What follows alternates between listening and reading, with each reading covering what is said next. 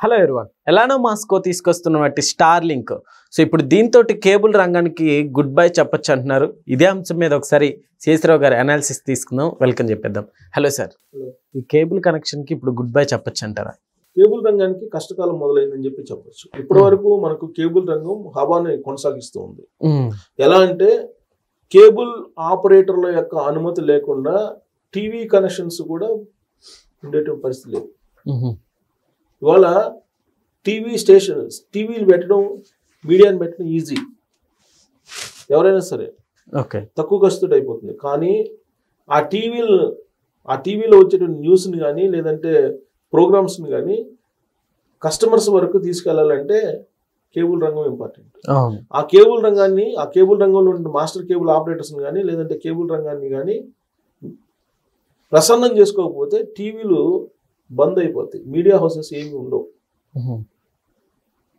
వాళ్ళ కోసం ఆ కేబుల్ వ్యవస్థ కోసం టీవీ ఛానల్స్ యాజమాన్యాలు కొన్ని కోట్ల రూపాయలు ప్రతి సంవత్సరం చెల్లిస్తున్నాయి.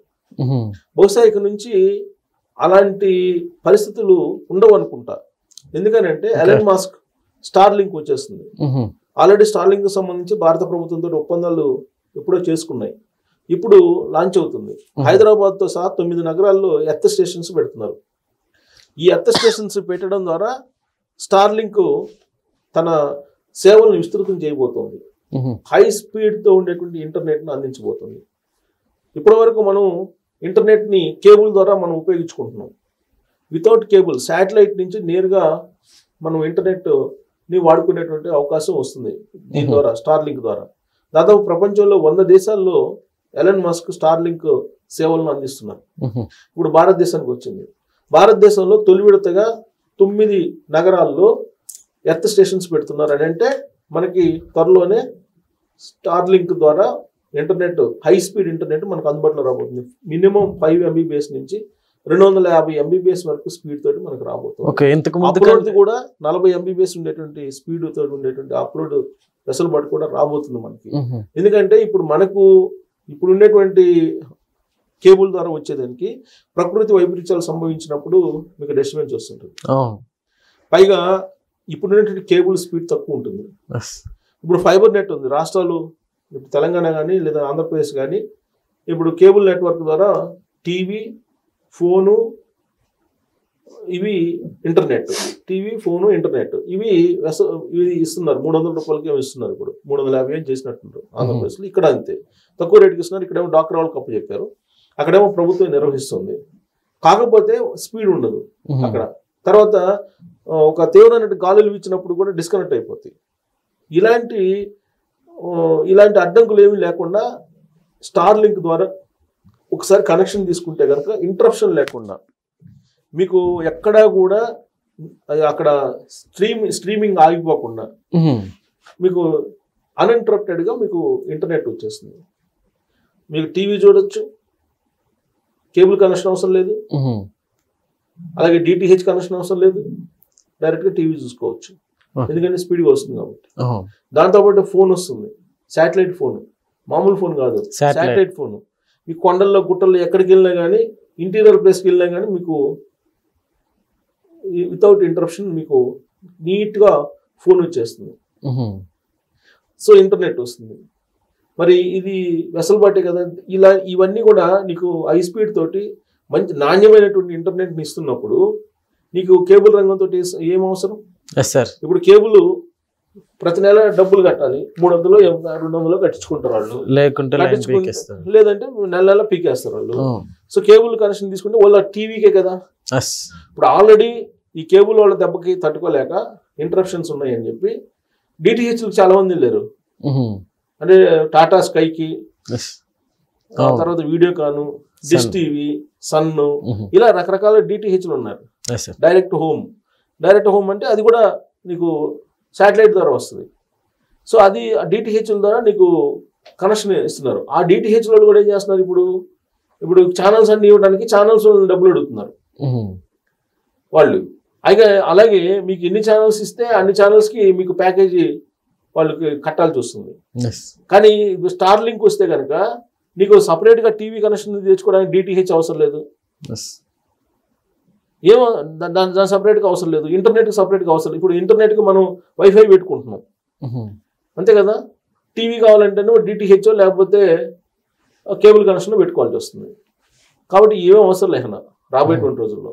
జస్ట్ జనవరి 26 అంటే వచ్చే సంవత్సరం జనవరి నుంచే ఈ సేవలు ప్రారంభమవుతున్నాయి. ఎలన్ మాస్క్ ఇక్కడ హైదరాబాద్లో ఎర్త్ స్టేషన్ పెడుతున్నారు. హైదరాబాదు, నోయిడా, కోల్కతా, లక్నో, ముంబై, బెంగళూరు ఇలా ప్రధానమైనటువంటి నగరాల్లో ఎర్త్ స్టేషన్స్ పెడుతున్నారు. ఈ ఎర్త్ స్టేషన్స్ కి భూమి కక్షకి దగ్గరగా ఉండేటువంటి ఈ శాటిలైట్ కి కనెక్ట్ చేస్తారు. ఆయన దాదాపుగా 700 శాటిలైట్లని భారతదేశంలో ఈ స్టార్ లింక్ సేవల్ని అందించడానికి ఉపయోగిస్తున్నారు. చిన్న చిన్న శాటిలైట్లని. దీనివల్ల చాలా వరకు సేవ్ అవుతుందని చెప్పుకోవచ్చు కదా సార్ మనం. అంటే ఆయన ఇప్పుడు 3,000 రూపాయలు అంటున్నారు నెలకి. అన్లిమిటెడ్ 3,000 రూపాయలకి ఇచ్చారు అనుకోండి, వితౌట్ ఇంటరప్షన్ తీసుకుంటారు. అన్లిమిటెడ్ ఇంటర్నెట్ ఫోను అన్నీ ఇస్తే కనుక 3,000కి తీసుకునే వాళ్ళు తీసుకుంటారు. ఇప్పుడు అన్లిమిటెడ్ మనకు కూడా సుమారుగా అంతే అవుతుంది కదా కేబుల్ ద్వారా. కాకపోతే కొంచెం ఎక్కువ ఉండొచ్చు, కానీ క్వాలిటీ ఉంటుంది కదా. అప్లోడ్ డౌన్లోడ్కి సంబంధించి స్పీడ్ ఉంటుంది. ఫోన్ ఎక్కడికి పోయినా కానీ నీకు ఉంటుంది. మన సిగ్నల్స్ ఇప్పుడు మనం ఇక్కడ హైదరాబాద్లో ఎయిర్టెల్ సిగ్నల్ వస్తే దీన్ని తీసుకెళ్ళి మనం ఇంటీరియర్ ప్లేస్కి విలేజెస్కి వెళ్తే అక్కడ నీకు ఎయిర్టెల్ రాదు, అక్కడ మళ్ళీ బిఎస్ఎన్ఎల్ రాదు, తీసుకోవాలి. సో కాబట్టి ఇలాంటివి ఏముండవు, శాటిలైట్ కనెక్షన్స్ కాబట్టి శాటిలైట్ ద్వారా అన్నీ వస్తాయి. ఫస్ట్ ఆఫ్ ఆల్ కేబుల్ రంగానికి ఒక పెద్ద ఎఫెక్ట్ ఇది. కేబుల్ రంగం ఇప్పటి వరకు కూడా మోనోపోలియో నిర్వహించింది. గత కొన్ని సంవత్సరాలుగా 30-40 సంవత్సరాలుగా కేబుల్ రంగం అనేది ఒక పెద్ద బిజినెస్. అది ఒక పెద్ద మాఫియా కూడా అన్నారు ఒక మూమెంట్ లో, పెద్ద మాఫియాగా మారిపోయింది అది. ఇప్పుడు అప్పట్లో సి కేబుల్, సిటీ కేబుల్ అన్న ఇన్ కేబుల్ ఉండేది. ఆ రెండింటి మధ్య పెద్ద గొడవ జరిగేది. విజయవాడలో రామకృష్ణ అని ఒక అతను, ఐ థింక్ రామకృష్ణ అతని పేరు, అతను కాల్ చేశారు ఈ కేబుల్ వార్లో. సో కాబట్టి రాబోయేటువంటి రోజుల్లో ఈ కేబుల్ రంగం ఏదైతే ఉందో ఈ కేబుల్ రంగానికి కంప్లీట్గా నష్టం జరగబోతుంది. ఎలన్ మాస్క్ తీసుకొస్తున్నటువంటి స్టార్ లింక్ అనేది ఒక ఇంటర్నెట్ రంగంలో ఒక విప్లవాత్మకమైన మార్పులు తీసుకురాబోతుంది. సో నీకు శాటిలైట్ల ద్వారా వస్తే దాదాపుగా భూమి నుంచి 550 కిలోమీటర్ల దూరంలో శాటిలైట్ తిరుగుతుంటుంది, 550 కిలోమీటర్ల దూరంలో. సో అది ఎర్త్ స్టేషన్కి సిగ్నల్ ఇస్తుంది, దాని నుంచి మనకి మొత్తం కనెక్షన్ వచ్చేస్తుంది వితౌట్ వైర్.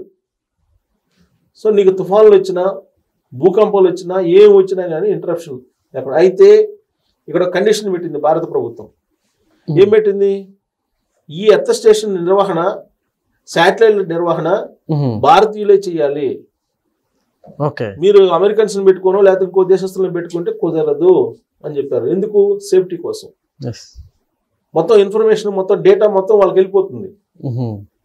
కాబట్టి దాటి ఎర్త్ స్టేషన్ల నిర్వహణ కానీ లేదంటే అక్కడ శాటిలైట్కి సంబంధించిన నిర్వహణలో కానీ భారత పరిధిలో ఖచ్చితంగా భారతీయులు ఉండాలి అనేటువంటి ఒక కండిషన్ పెట్టింది. దాని మీద ఇప్పుడు చర్చలు జరుగుతున్నాయి. దాని మీద క్లారిటీ వస్తే నీకు జనవరి కల్లా నియామకాలు కూడా అయిపోతాయి, దాంట్లో రిక్రూట్మెంట్ కూడా అయిపోతాయి. ఇది స్టార్ లింక్ అనేది సేవలను విస్తృతంగా తీసుకొచ్చే అవకాశం ఉంది. ఫలితంగా ఇప్పటి వరకు ఉన్న డిటిహెచ్లు, కేబుల్ రంగం వీటి మీద డెఫినెట్గా ఎంతో కొంత ప్రభావం అయితే పూర్తి స్థాయిలో ఉండే అవకాశం ఉంది. Okay sir, thank you.